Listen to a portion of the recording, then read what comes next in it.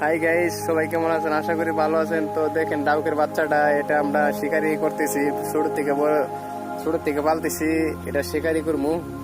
এই যে ডাউকের বাচ্চাটা, এটা এটা আমরা শিকারি ডাউক। তো এটাকে আমরা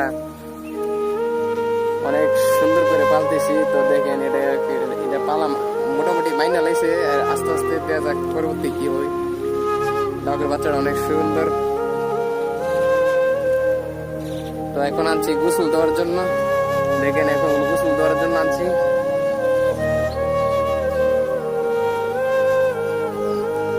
এই যে ডাউকের বাচ্চা, দেখেন ডাউকটা অনেক সুন্দর।